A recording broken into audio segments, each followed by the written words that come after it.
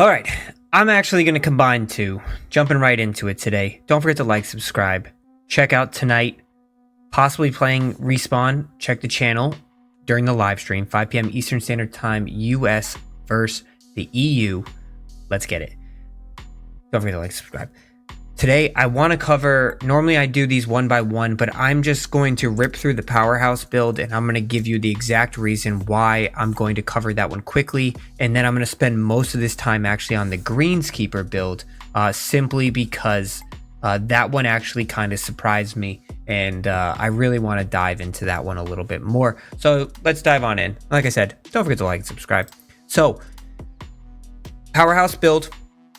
I know some people have praised about the Powerhouse build, but I'm ripping through this one quickly because the more I built this and the more I tweaked around with it and the more I just tried to make it as good as possible, the more I realized that you really just need to go be a sculptor.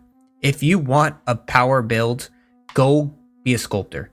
There is really no reason anywhere across this board other than maybe rhythm is the only reason why this build is even worthwhile in my opinion. And I'm just giving it to you straight. Don't waste your time with Powerhouse builds. Your sculptor will give you the Powerhouse build and way more, just a lot more. But for those who are creating a Powerhouse build, in order to get power drive, this is how I'd build it. 17 points to power, 8 points to contact, 25 to swing path, and none to correction. Shaping, 21 points, so you can get an 80 shaping. Recovery, 4 points, 68. Rhythm, 13 points there. And then transition, 12 points there. So that's really the only reason that you get a big advantage on the sculptor build, is you can get a rhythm up to an 80, transition up to an 82. But it's really not that much better. Putting category, we'll talk about this one. Really tailor it to what you want. For the fittings on this Powerhouse build, what you're going to do is you have to have a 99 power, otherwise you're just wasting this build essentially. You're going to have a 68 contact and a 78 swing path. You're going to put 3 contact, 1 power, and 1 swing path. And you can just pause this. I'm trying to get through it quickly so we can actually spend some time on the Greenskeeper one. Woods, hybrids, irons, and wedges are all the same. 1 swing path, 4 contact is going to get you 73 contact and a 78 swing path. Not really great stats. You have to be extremely accurate at this game. And the reason why, like, this build has a 57 correction and you're going to have low 70 swing path and contact. All to be sacrificing for power, which you can also get with the sculptor build. So it really just doesn't make much sense in my opinion. Stay tuned for the end of the video to see the T skills. That's really like, it's not really worth its own video. I just don't think that this build has much value to it. Now let's talk about a build that has a lot of value to it. The Greenskeeper build. Every single time I create one of these, I just haven't spent the time to really build it up, but it just surprises me in how good of a category it is across the board. So this is the Greenskeeper build, and I highly recommend you. I'm gonna build mine up, and then we're gonna put it live on the test. We're gonna have to do that there.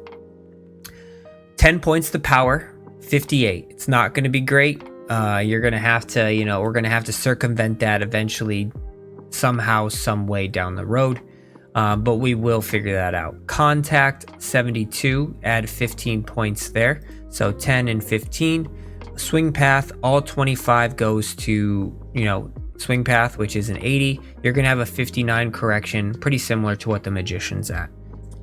So when it comes down to shaping, we're putting actually all 25 points towards shaping. This one's going to be pretty short and pretty accurate, but we're going to need shaping a lot. Why is that? Because we're going to have little power, and with little power, we're going to have little ability to stop the golf ball. So we're going to need to apply a lot of spin on a lot of these shots. So we're going to need that shaping. If you hit in any sort of rough, you're probably going to be in a little bit of trouble. I would probably knock this down to 70 and then play that at 50. So this is where my final ability would be. 17 shaping, 8 recovery, just to square it up to 50. But you better hit fairways, otherwise you're going to get in a lot of trouble out there.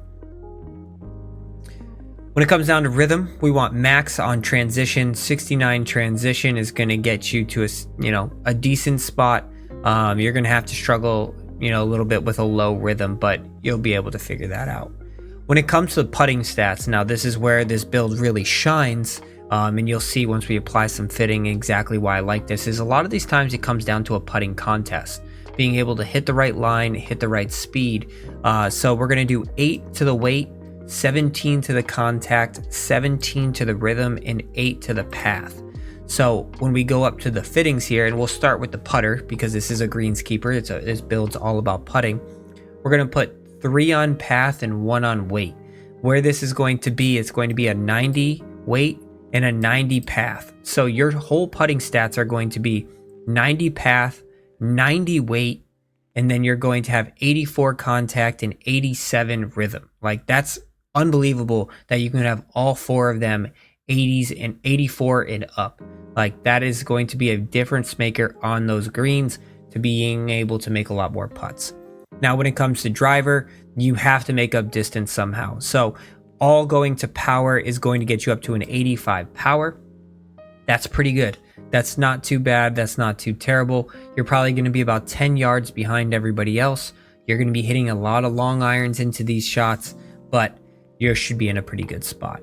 When it comes down to the fittings, you can do this one or two ways. The way that I would recommend in the beginning is to go 3 contact, 2 swing path on any of the woods, hybrids, irons, and wedges.